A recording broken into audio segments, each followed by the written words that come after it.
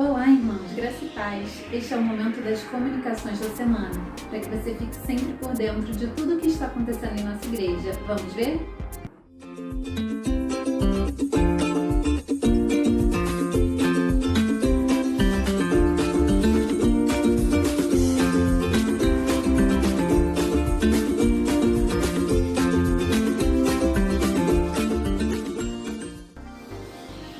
A nossa igreja está com um novo canal no YouTube, o IBPVRJ.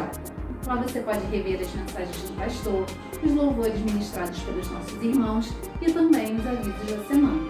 Então já sabe, né? Se você ainda não se inscreveu, inscreva-se, deixe seu like, comenta e compartilha com seus amigos e familiares, para que eles também sejam abençoados. O pastor Paulo está com um canal no YouTube chamado Preciosidades Bíblicas. O objetivo deste canal é apresentar Jesus a pessoas que ainda não o conhecem, mas desejam conhecer, e edificar a vida daqueles que já conhecem o Senhor. Então, inscreva-se e ajude na divulgação do canal, para que a palavra de Deus alcance mais vidas.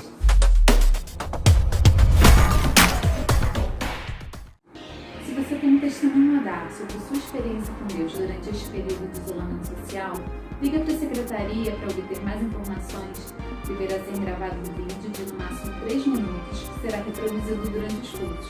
Compartilhe conosco aquilo que Deus tem feito em sua vida. A igreja tem recebido doações de alimentos e outros itens, como pomada, lenços umedecidos e fraldas. Se você deseja fazer a sua doação para ajudar os irmãos que necessitam, você pode direcioná-la nas suas ofertas para a ação social ou então entregar o item diretamente na igreja. Nesse caso, entre em contato com a secretaria para combinar o dia e horário. Uma das agências missionárias apoiadas pela nossa igreja é a Global Commission. E neste período de pandemia, eles têm realizado um trabalho de envio de cestas com alimentos e itens de higiene pessoal a países onde as pessoas vivem em extrema pobreza. Essa tem sido uma forma de demonstrar o amor de Deus na prática e vidas têm sido alcançadas. Se você quiser contribuir com este trabalho, você pode ofertar por meio da nossa igreja ou diretamente na conta da igreja. Quero lembrar agora a importância de você participar dos encontros de oração, dos cultos e das células.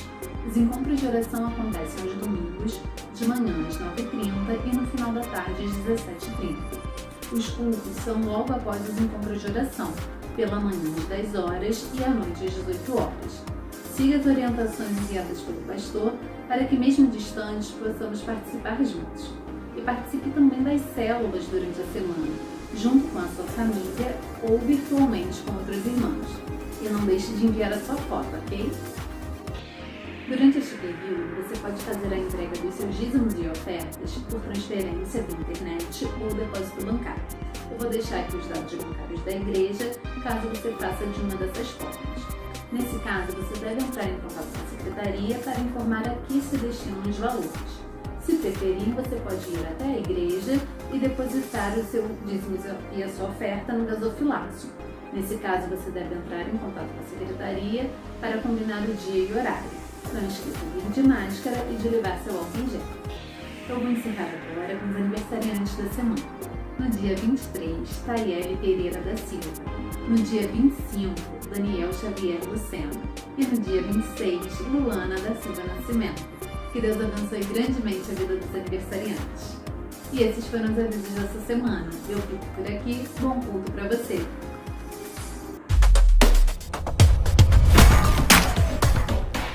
Irmãos, tudo bem? Nós estamos aqui para louvar e agradecer e bendizer o nome do Senhor. Estamos com saudade da igreja. Nós viemos aqui porque Deus colocou no nosso coração esse desejo de nós estarmos aqui. A gente tomou todas as providências necessárias de segurança, né? Estamos com um número até menor em relação ao grupo. Nós viemos aqui para bendizer o Senhor, né? E queremos que a igreja, juntamente conosco, louve a Deus nesse momento. Eu sei que estamos passando por uma situação um pouco delicada, que às vezes a gente fica com desânimo, fica triste, e pensando até como a gente pode louvar e adorar a Deus mediante a situação que estamos passando, né? Mas o Senhor, Ele fala aos nossos corações, e lendo o Salmo 62, o Senhor ministrou ao meu coração da seguinte forma. Ele falou: minha alma descansa somente em Deus. Dele vem a minha salvação. Somente Ele é a rocha que me salva. Ele é a minha torre segura. Jamais serei abalado.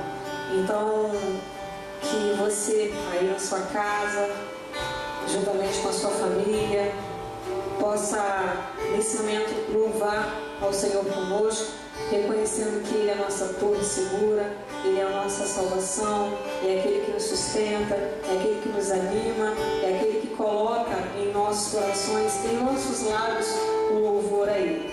E o primeiro cântico que nós vamos cantar fala sobre isso, que nós queremos o Senhor mais do que o ouro, nós queremos o Senhor mais do que o tesouro, nós queremos o Senhor mais do que a nossa própria vida. Então, se isso é uma realidade no seu coração, que você possa cantar, exaltar a Deus conosco com essa canção. Amém?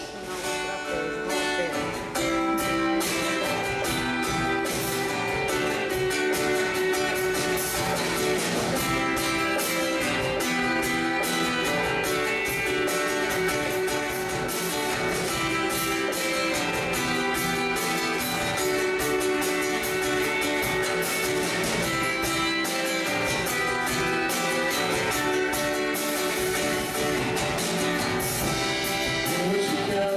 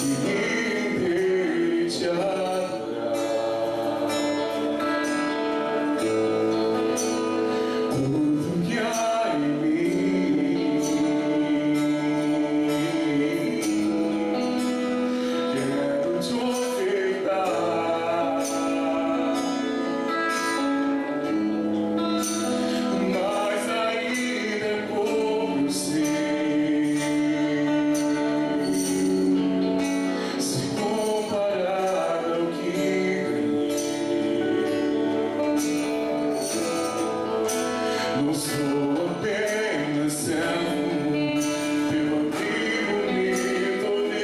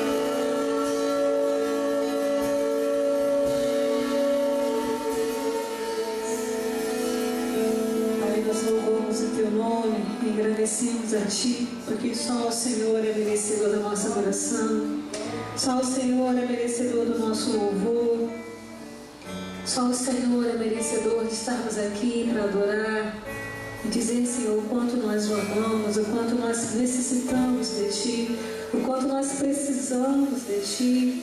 Senhor, onde nós estaríamos? Senhor, onde nós estaríamos?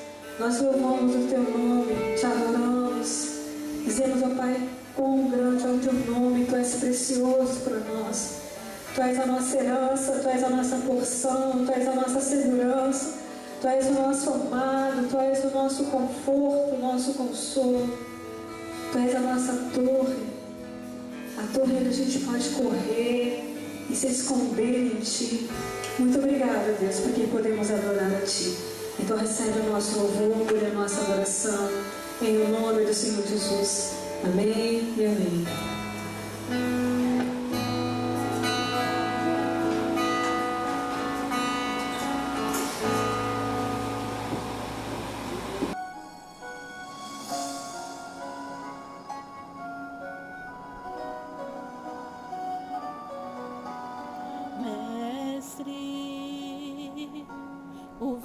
vento balançou meu barco, mestre. Estou à beira de um naufrágio, mestre. Será que não vês? Será que eu vou perecer? Sinto na pele o frio desse vento. Chego a crer que não estás me vendo. Lembro que estás logo ali, na proa do meu barco a dormir. Eu sei que não estou só e já posso crer que amanhã vai ser bem melhor. Só porque estás comigo eu posso clamar. Eu acredito que eu não vou naufragar. Só porque estás comigo eu posso clamar. Já tenho fé pra descansar nas ondas de um bravo mar. Sim, eu posso clamar. Mestre, vem me ajudar.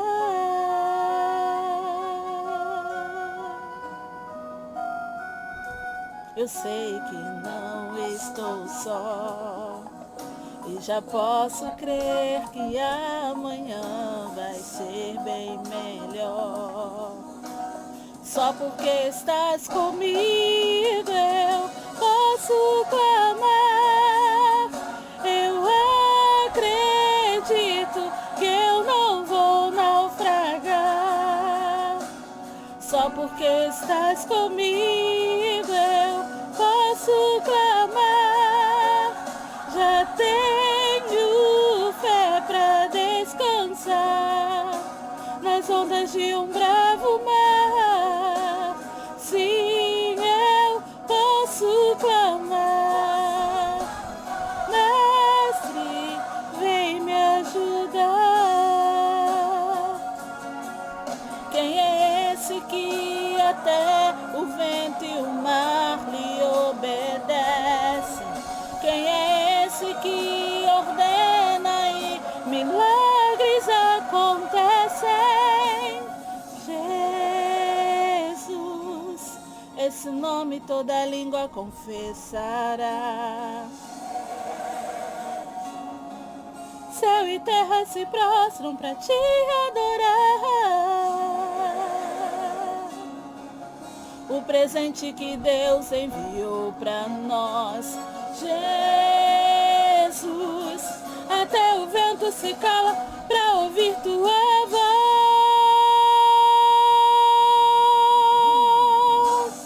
Posso clamar, eu não vou naufragar. Só porque estás comigo eu posso clamar.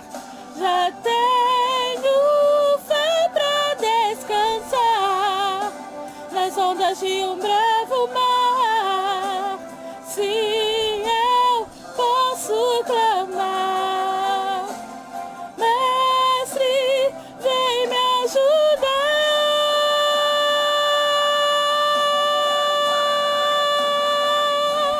Que eu não vou naufragar. Só porque estás comigo eu posso clamar. Já tenho fé pra descansar nas ondas de um bravo mar. Sim, eu posso clamar. Mestre, vem me ajudar.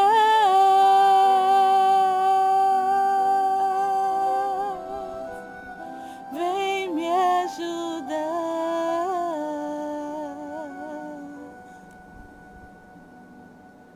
Amados irmãos, graça e paz da parte de Deus, nosso Pai, e de nosso Senhor Jesus Cristo.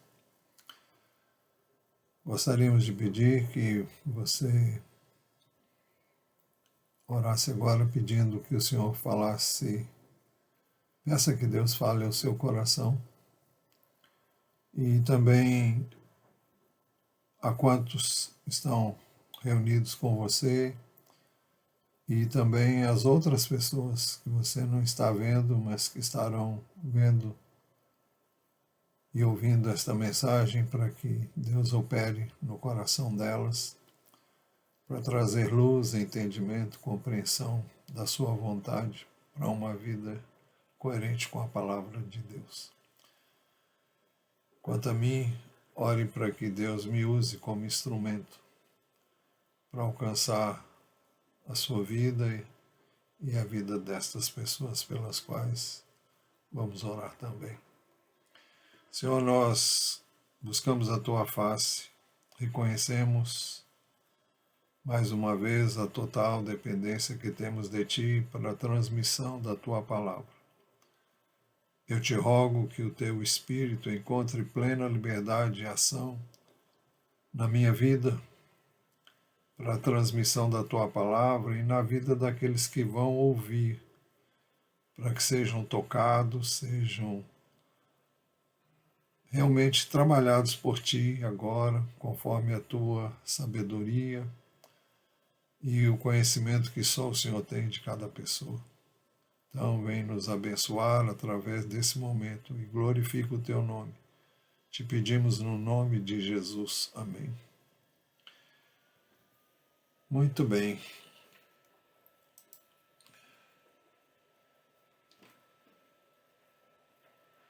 Nosso assunto ainda é sobre relacionamentos e queremos ver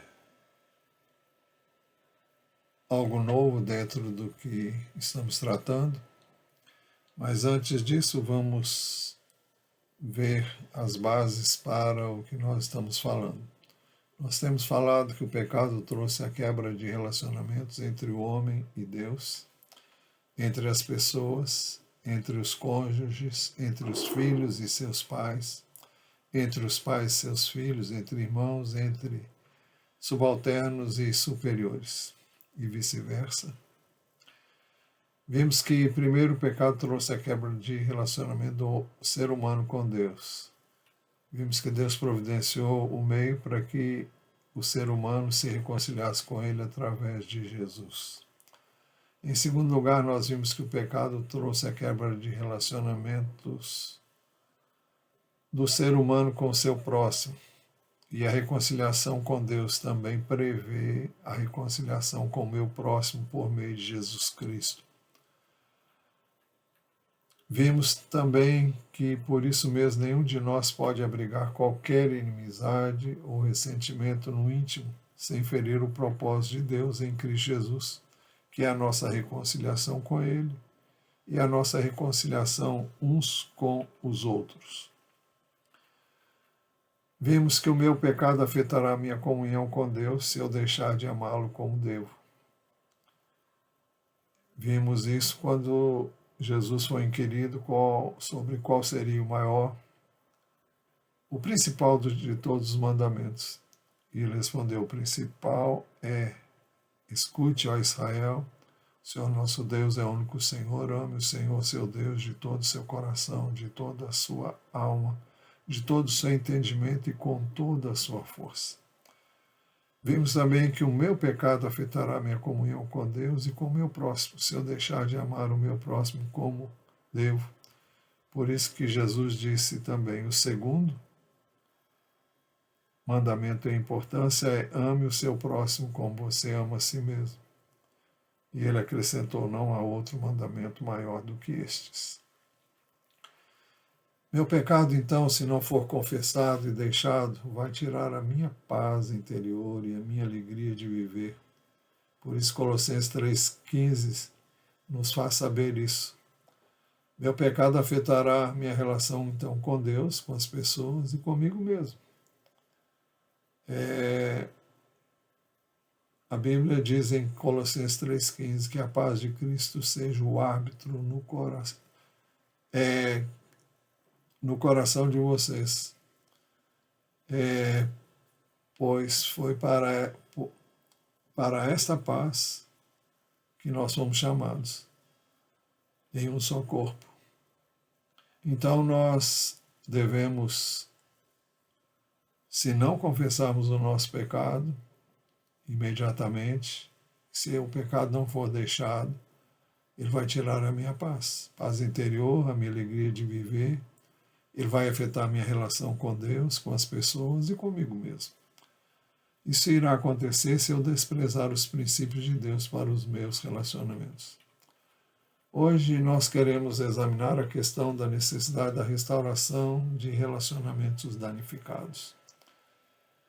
Não há como guardar ódio, rancor, ressentimento, mágoa sobre qualquer coisa que aconteceu entre nós e alguma outra pessoa, e nós precisamos lidar com isso, resolver essas questões. Isso por uma razão muito simples: se quem abrigar tais sentimentos vai trazer a maldição sobre si mesmo. No último livro do Velho Testamento, livro de Malaquias, capítulo 4, versículos 5 e 6, o Senhor disse assim: Eis que eu lhes enviarei o profeta Elias antes que venha o grande e terrível dia do Senhor. Ele converterá o coração dos pais aos seus filhos e o coração dos filhos aos seus pais, para que eu não venha e castigue a terra com maldição. Bem, muitas pessoas dizem: mas eu não estou debaixo de maldição. Olha, ninguém que foi lavado, alvejado através do sangue de Jesus está sob maldição, mas todas as vezes que eu pecar e não resolver o problema causado pelo meu pecado, eu estou abrindo um espaço para que o mal venha sobre mim, porque eu estou deliberadamente me recusando a resolver uma situação para a qual Deus trouxe a solução e eu não estou me valendo dela. Mas essa palavra, eis que lhes enviarei o profeta Elias antes que venha o grande e terrível dia do Senhor, e diz também que ele converterá o coração dos pais aos seus filhos e o coração dos filhos aos seus pais, para que eu não venha e castigue a terra com maldição. Na realidade, é uma profecia acerca de João Batista, que teve um ministério muito semelhante ao de Elias. Convém afirmar que, embora o ministério dele, de João Batista, tenha sido muito semelhante ao de Elias, João Batista nunca foi Elias, como alguns querem, e visando torcer a palavra de Deus. Quando João foi inquirido sobre se ele seria Elias, ele disse que não sou Elias. E então essa possibilidade está totalmente fora de cogitação. Mas ele se vestia como Elias, ele falava como o profeta Elias falou, denunciando o pecado, sem medo, sem constrangimento, de forma ostensiva. Mas o texto diz também nas Escrituras do Novo Testamento que o anjo do Senhor apareceu a Zacarias e lhe disse acerca de João Batista, seu filho, que ainda não tinha sido gerado, mas o anjo aproximou-se dele e disse muitas coisas acerca de João Batista, entre elas o que está em Lucas 1,16. E ele disse: ele converterá muitos dos filhos de Israel ao Senhor, seu Deus. E se você observar, a profecia diz: ele converterá o coração dos pais aos seus filhos e o coração dos filhos aos seus pais. Quem não está bem com o outro também não está bem com o Senhor. As Escrituras nos advertem sobre a necessidade de estarmos bem um com o outro ou uns com os outros. Porque se não fizermos isso, se não estivermos bem uns com os outros, então nós não podemos dizer que estamos também com o Senhor, estamos bem com o Senhor.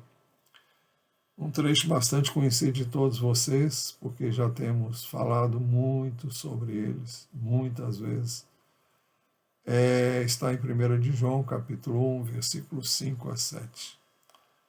E o apóstolo João aqui se refere à pessoa de Jesus quando ele diz: a mensagem que dele ouvimos e que anunciamos a vocês é esta: Deus é luz, não há nele treva nenhuma. Se dissermos que mantemos comunhão com ele e andarmos nas trevas, mentimos e não praticamos a verdade. Se andarmos na luz, como ele está na luz, mantemos comunhão uns com os outros. E o sangue de Jesus, seu Filho, nos purifica de todo pecado.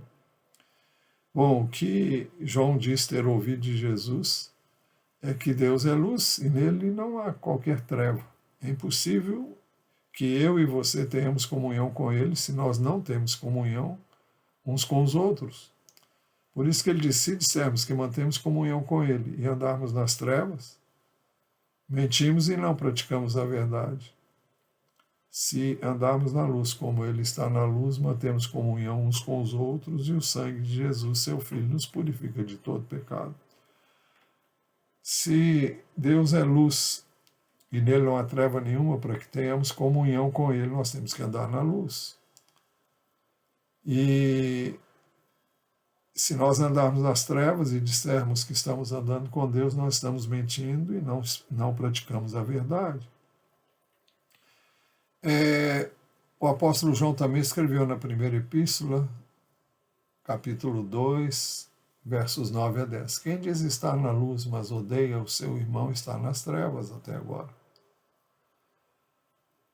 Quem ama o seu irmão permanece na luz, e nele não há nenhum tropeço, mas quem odeia o seu irmão está nas trevas, anda nas trevas e não sabe para onde vai, porque as trevas lhe cegaram os olhos. Então, é por isso que o texto que nós lemos primeiro diz que se dissermos que mantemos comunhão com ele e andarmos nas trevas, mentimos e não praticamos a verdade. Nós mentimos quando não temos comunhão uns com os outros. Quando nós temos ressentimentos, mágoas, quando guardamos ódio no coração contra quem quer que seja.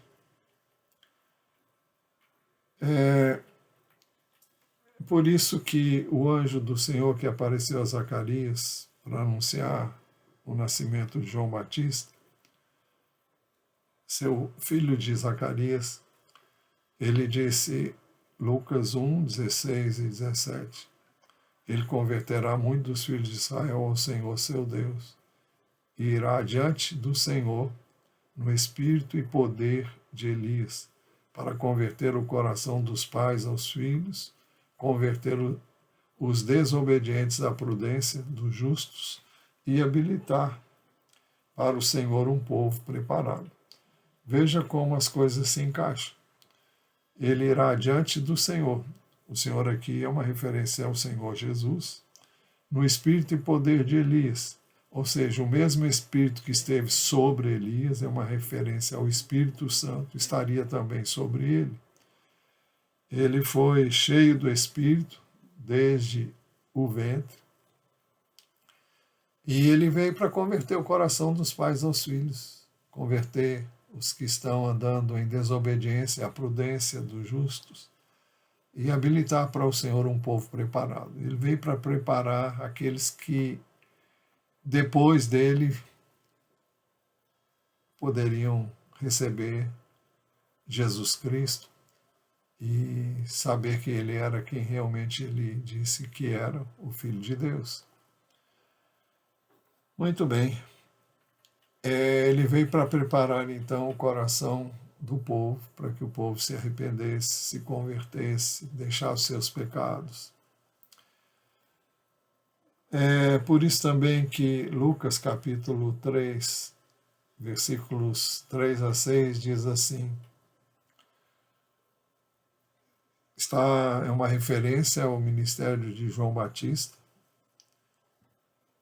na idade adulta, naturalmente, e diz assim o verso 3, ele percorreu toda a região, nas imediações do Rio Jordão, pregando o batismo de arrependimento para a remissão de pecados, conforme está escrito no livro das palavras do profeta Isaías. Voz do que clama no deserto, preparem o caminho do Senhor, endireitem as suas veredas. Todos os vales serão aterrados e todos os montes e colinas serão nivelados. Os caminhos tortuosos serão retificados e as estradas irregulares serão aplanadas, e toda a humanidade verá a salvação que vem de Deus. Aqui fala que João Batista veio para endireitar, para que os que o ouvissem endireitassem os seus caminhos. Ele é chamado de a voz do que clama no deserto, para cumprir-se a profecia de Isaías. Pois bem, o ministério de João era preparar o caminho do Senhor. Para que o caminho do Senhor fosse preparado, e aqui o caminho é o caminho para o coração das pessoas, então essas pessoas deveriam endireitar as suas veredas. Por isso que ele diz, todos os vales serão aterrados, e todos os montes e colinas serão nivelados. Os caminhos tortuosos serão retificados e as estradas irregulares serão aplanadas. Isso fala de conserto, fala de abrir um caminho ou endireitar um caminho para que o Senhor pudesse vir e estabelecer o seu reino no coração dessas pessoas. Por isso que o texto diz, e toda a humanidade verá a salvação que vem de Deus. Isso aconteceria na pessoa de Jesus Cristo, naturalmente, porque ele viria como aquele que veio preparar o caminho do Senhor. Mas como já dissemos, os conflitos de relacionamentos acontecem quando há quebra de princípios que Deus estabeleceu para esses relacionamentos. Vamos ver isso nos relacionamentos entre pais e filhos. E o primeiro princípio que queremos trazer é que os pais são representantes de Deus sobre os filhos. Por isso os filhos devem honrar seus pais. Em Deuteronômio 5,16, nós temos um mandamento que depois é repetido no Novo Testamento. Honre o seu pai e a sua mãe como o Senhor seu Deus lhe ordenou, para que você tenha uma longa vida e para que tudo vá bem com você na terra que o Senhor seu Deus lhe dá.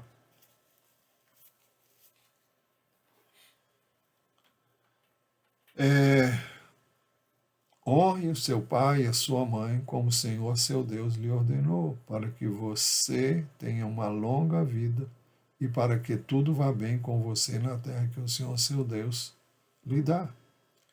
Se alguém quer ter longa vida, se alguém quer que tudo corra bem onde você está, onde Deus tem colocado você, é necessário que você honre o seu pai e a sua mãe como o Senhor Deus tem ordenado. Agora, o que é honrar?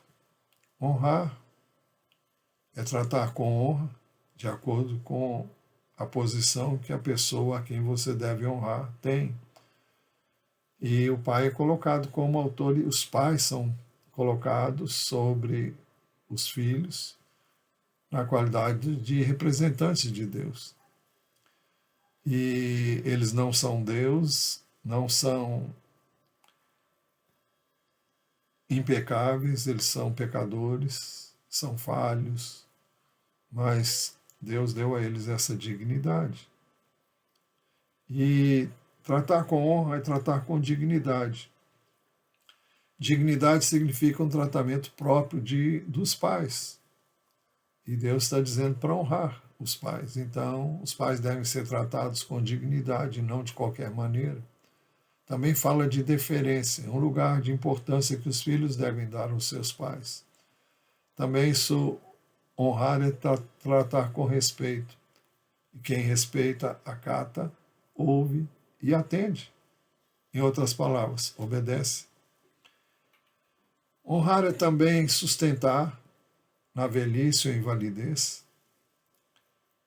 Os pais cuidam dos filhos e muitas vezes, mais tarde, são os filhos que têm a responsabilidade de cuidar dos pais, quando estes envelhecem e têm necessidade de sustento ou porque não podem mais ganhar o seu pão ou por causa de invalidez. E honrar é também obedecer, como já vimos, e sujeitar-se à liderança dos pais. Esse mandamento é repetido no Novo Testamento, na epístola de Paulo aos Efésios, onde ele diz assim no capítulo 6, os 3 primeiros versos: Filhos, obedeçam a seus pais no Senhor, pois isto é justo. Honre o seu pai e a sua mãe, que é o primeiro mandamento com promessa, para que tudo corra bem com você e você tenha uma vida longa sobre a terra. Por que os filhos devem obedecer aos seus pais? O texto diz, pois isto é justo, é correto, diante de Deus, e eu diria mesmo diante dos homens também.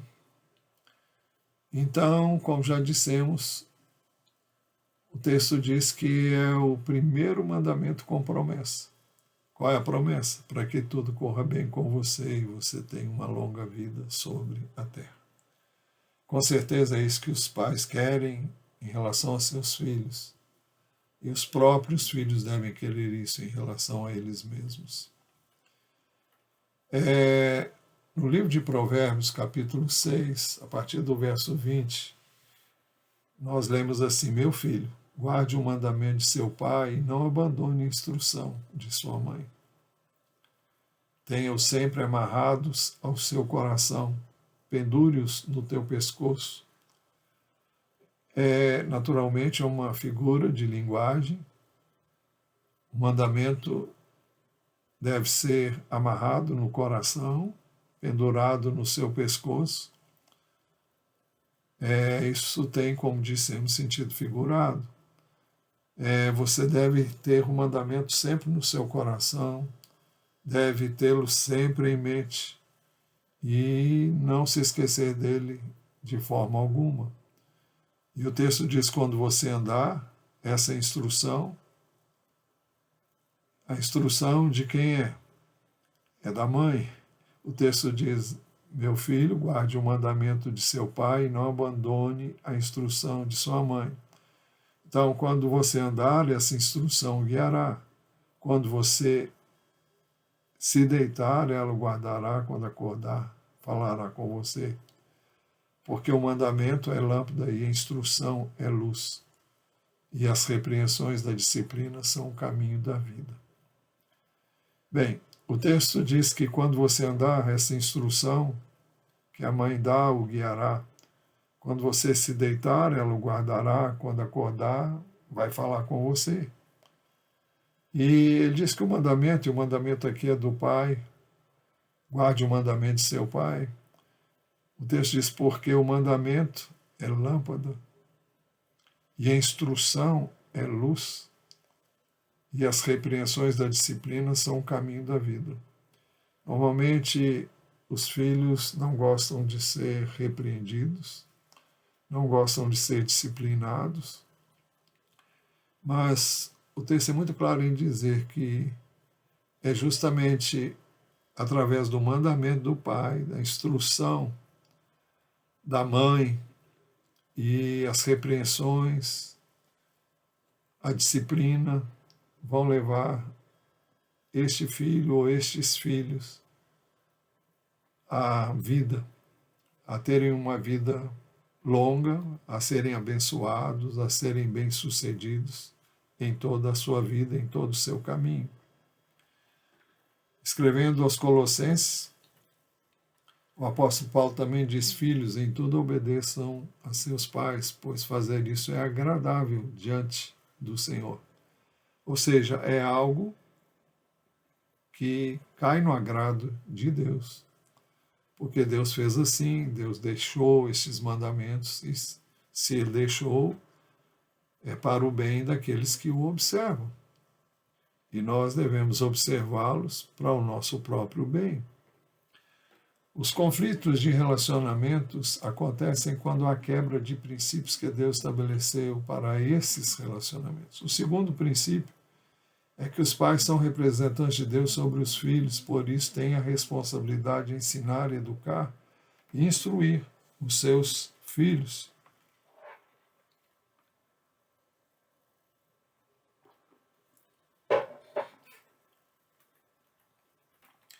Isso não se faz naturalmente.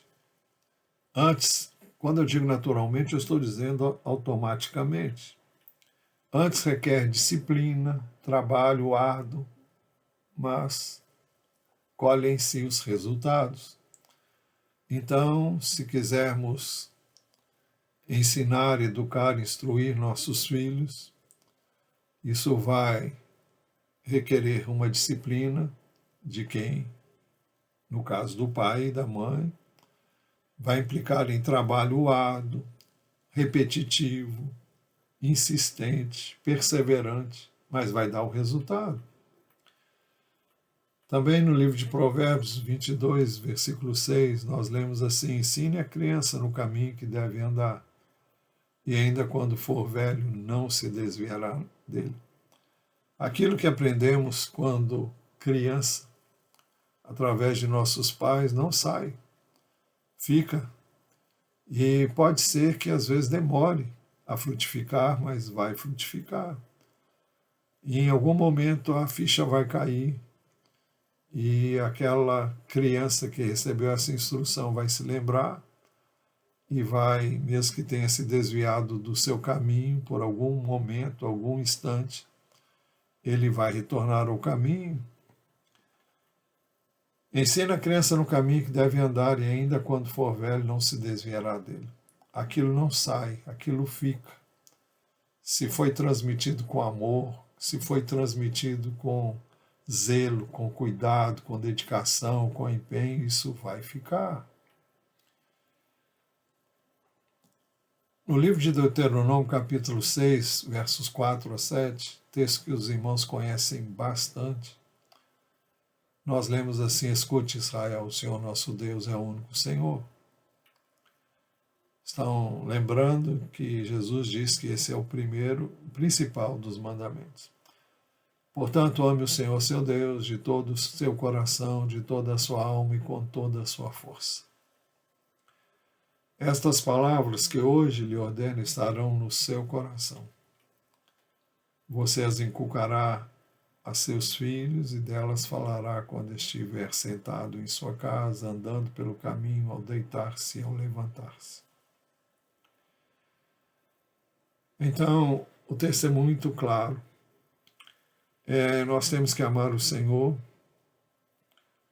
nosso Deus, de todo o nosso coração, de toda a nossa alma e com toda a nossa força.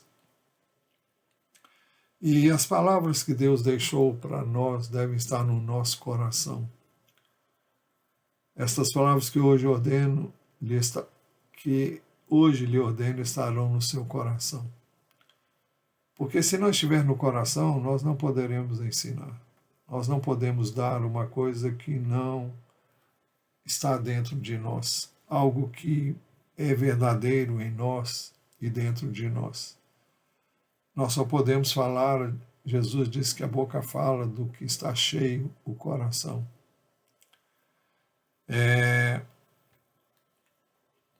Ele diz também que a pessoa boa vai tirar do tesouro bom, coisas boas, mas a pessoa má, ela vai tirar coisas más, porque não pode tirar outra coisa.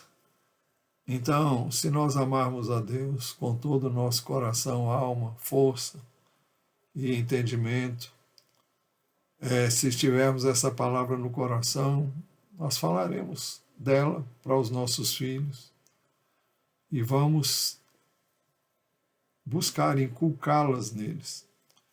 Não se trata de uma lavagem cerebral, mas de uma instrução. Você as inculcará a seus filhos.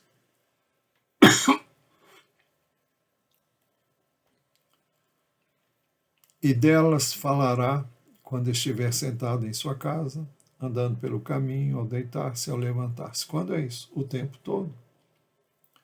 Quando você estiver sentado com eles na sua casa, quando você estiver andando pelo caminho, quando você quando seus filhos forem se deitar, e você também, quando você se levantar, e eles também. E é um momento para você ensinar, é um momento para você falar, é um momento para você orar com eles. Eu sempre fiz isso com os meus filhos, porque aprendi isso com meu pai. Meu pai orava todos os dias conosco, seus filhos, e ele tinha o cuidado de nos ensinar a palavra de Deus. E eu aprendi com ele, aprendi também que eu devia fazer assim com os meus filhos. E isso não entra da noite para o dia. Este ensino é uma coisa que tem que ser contínuo, tem que ser constante. Daí a importância dos pais terem nas suas casas o culto doméstico, não por mera formalidade, mas deve ser um momento de ensino, um momento de aprendizado, tanto para os adultos como para as crianças, naturalmente, dentro daquilo que as crianças podem receber.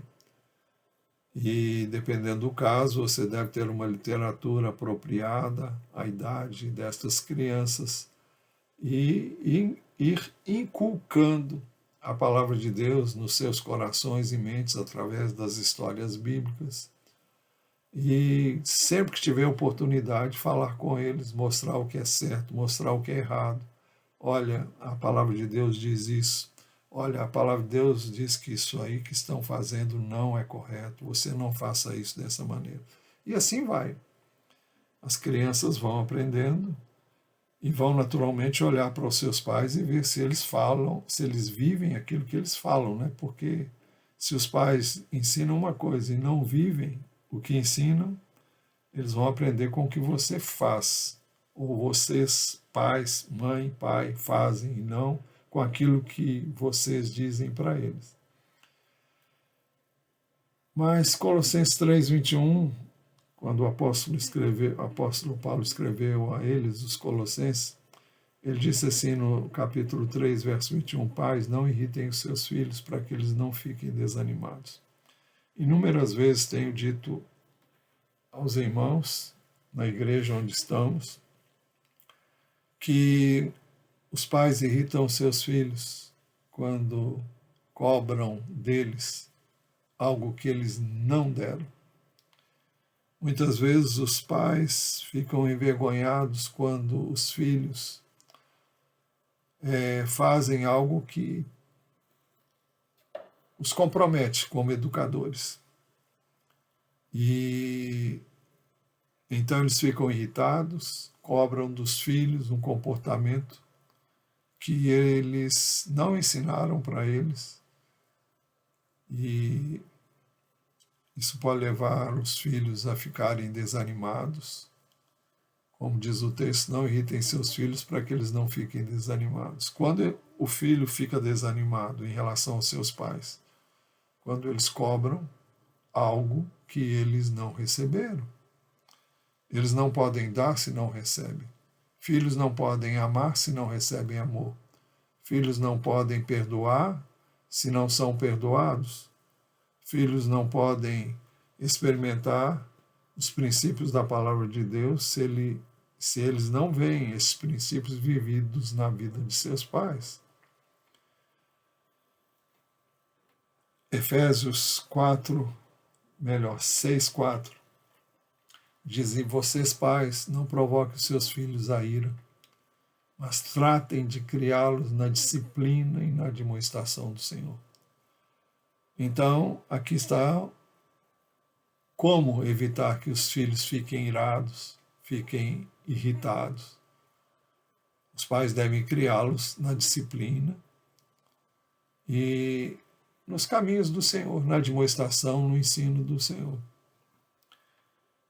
Ensina a criança e quando ela crescer, ela não vai se desviar desse caminho. A não observância desses princípios leva os pais e os filhos ao sofrimento com consequências gravíssimas. Existe não raro muita dor,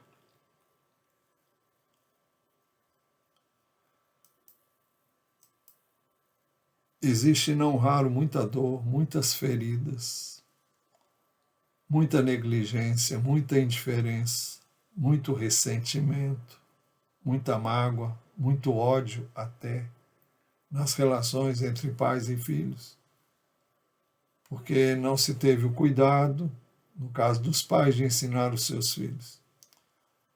Ou quando os filhos, por alguma razão,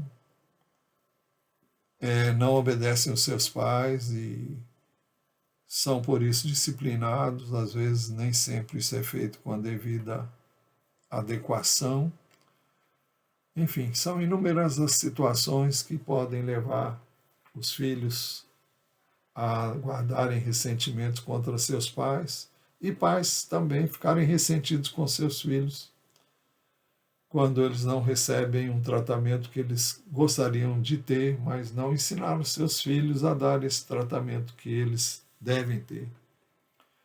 Essas coisas precisam então ser tratadas, curadas, endireitadas, resolvidas. Se não forem resolvidas, elas vão impedir seu crescimento espiritual, se você é pai e mãe. Se você é filho ou filha, vai impedir seu crescimento espiritual, vai impedir que você prospere no contexto familiar e na área financeira e em todas as áreas. E seus relacionamentos com todos serão prejudicados. Uma pessoa amarga, uma pessoa ressentida, é uma pessoa que revela isso nas suas palavras, palavras de desânimo, de apatia, de indiferença, de crítica. São pessoas que veem o mundo só pelo aspecto negativo. Eu não estou dizendo que o mundo não tem problemas. A Bíblia diz que o mundo jaz no maligno, mas nós andamos com o Senhor e oramos e buscamos a face dele, e ele promete na sua palavra nos abençoar, nos guiar, nos dirigir. Então, nós temos que saber que mesmo no mundo, e Jesus diz que no mundo teríamos aflições, mas ele diz: mas eu venci o mundo. E diz que nós devíamos ter bom ânimo.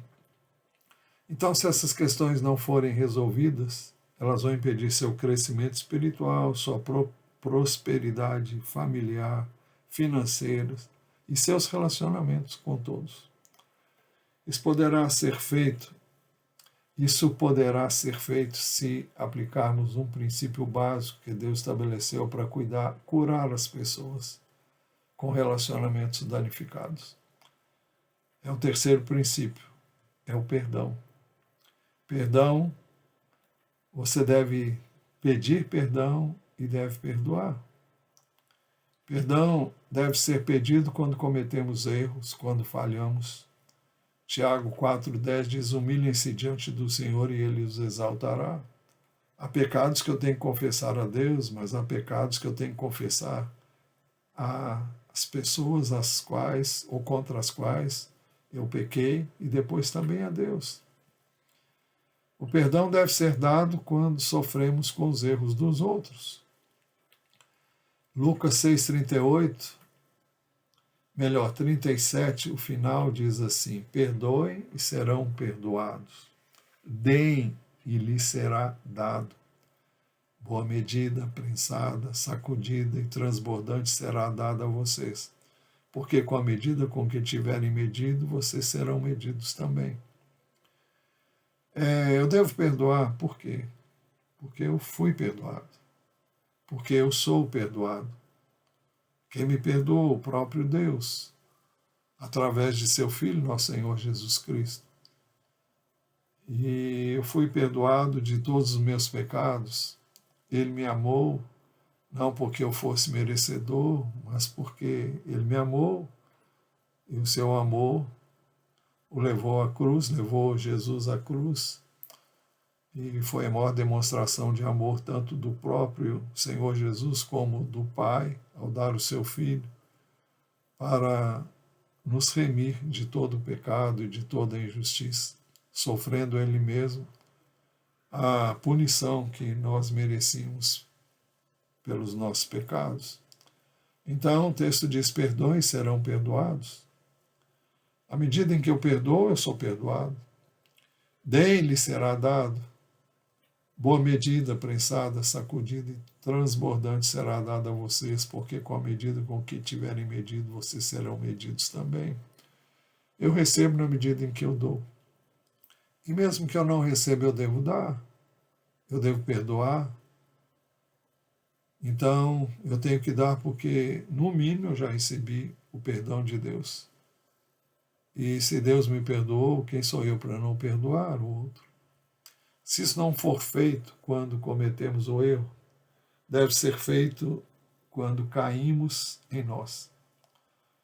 Às vezes nós lutamos contra aquilo que Deus quer que nós façamos, e uma delas é perdoar. Inventamos 1000 razões para não perdoar e justificamos o fato de guardarmos o ressentimento. Mas quando a gente cai, quando cairmos em nós, quando tomarmos consciência do nosso pecado, e Deus tem meios de fazer isso,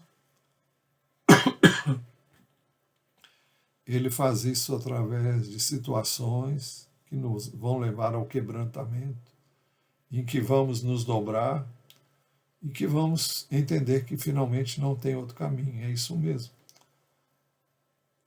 Alguém tem dito, você deve ter ouvido isso muitas vezes: quem não vem por amor, vem pela dor. Muitas vezes, quando resistimos a Deus, Ele vai apertar o cerco, vai nos levando até que nós nos rendamos à sua vontade. E a vontade de Deus não é o capricho de Deus, é porque Ele quer o nosso bem. E nós só poderemos ser bem-sucedidos se perdoarmos. Pais precisam também pedir perdão aos seus filhos, e filhos precisam pedir perdão aos seus pais. Todos temos que pedir perdão àqueles a quem ferimos, maltratamos, magoamos, desprezamos, ignoramos, injustiçamos. Quando fizermos qualquer coisa que tire a nossa paz, nós temos que pedir perdão à pessoa a quem ofendemos e também pedir perdão a Deus. Por outro lado, é preciso perdoar os pais, os filhos, as pessoas que nos feriram, maltrataram, injustiçaram, magoaram, ignoraram, desprezaram. Jesus nos ensinou a orar assim: e perdoa-nos as nossas dívidas, assim como nós também perdoamos aos nossos devedores. É a oração que nós conhecemos como oração do Pai Nosso. Mateus 6,12. E perdoa-nos as nossas dívidas, assim como nós também perdoamos aos nossos devedores. Jesus ainda acrescentou no final da oração: porque se perdoarem aos outros as ofensas deles, também o Pai de vocês que está no céu perdoará vocês. Se, porém, não perdoarem aos outros as ofensas deles, também o Pai de vocês não perdoará as ofensas de vocês.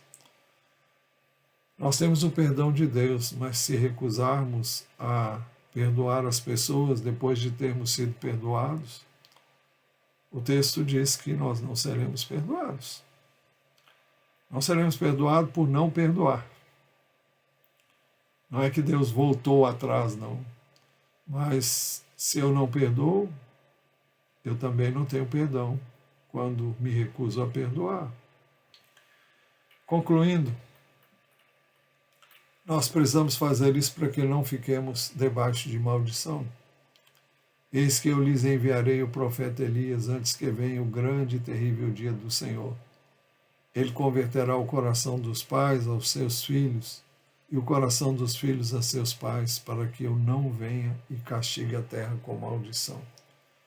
Não permita que você esteja debaixo de maldição por se recusar a endireitar, sobretudo a perdoar, a pedir perdão. Nós temos que deixar de lado o orgulho, temos que nos humilhar diante das pessoas as quais ofendemos, magoamos. E o perdão deve ser pedido de coração, não é da boca para fora, porque não vai funcionar. As pessoas não se deixarão persuadir se elas não perceberem que houve arrependimento genuíno. Mas quando nós perdoamos de coração, então as pessoas vão ser afetadas. E se não forem na hora, elas serão depois. Ou se não se deixarem persuadir, endurecerem o seu coração, Deus vai receber o nosso pedido de perdão que foi dado àquela pessoa, foi pedido à pessoa, e Ele vai considerar isso. E nós seremos perdoados e seremos aceitos pelo Senhor, porque fizemos o que Ele nos ordenou que fizéssemos. Perdão é para ser pedido. Perdão é para ser dado. Não é um sentimento, é uma escolha. Eu escolho perdoar, assim como eu escolho amar. Amar não é primordialmente um sentimento. O sentimento vem como resultado da escolha que eu faço de amar. Se eu amar, à medida em que eu me disponho a amar, o amor vem. Quando eu escolho que eu vou perdoar, o perdão vem. Então, se eu escolho pedir perdão, Deus vai me conceder graça para eu me humilhar e vir a pedir de coração esse perdão. Que o Senhor tenha misericórdia de nós e nos ajude a viver a sua palavra. Que possamos perdoar sempre, amar sempre, e que possamos pedir também perdão sempre que for necessário, porque longe de diminuir você, isso é algo que agrada a Deus e Ele honra você quando você se dispõe a fazer isso. Deus se agrada com o nosso procedimento coerente. Nós nunca poderemos ser aceitos por Deus porque somos perfeitos. Mas Ele deseja que nós reconheçamos que não somos sujeitos a falhas, a erros, mas que podemos ser perdoados, ser aceitos por Ele, em Jesus nosso Senhor.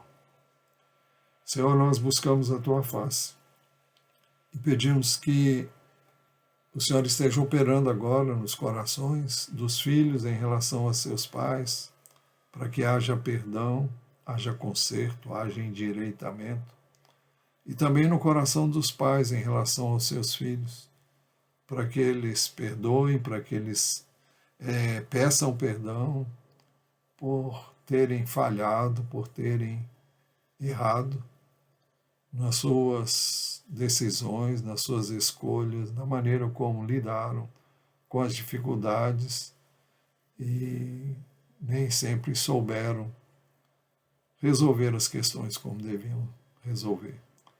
Que o Senhor esteja reconciliando pais e filhos, filhos e pais, e o Senhor seja nisso glorificado. Nós pedimos que o Senhor quebre todas as barreiras e traga a paz, a tua paz, que excede a todo o entendimento, e que ela seja o árbitro nos corações daqueles que nos ouvem nesta hora, porque foi para esta paz que nós fomos chamados, em um só corpo. Dá-nos também um coração agradecido. Nós pedimos em nome de Jesus. Amém. Que o Senhor abençoe ricamente a sua vida e lhe conceda a sua paz. Amém.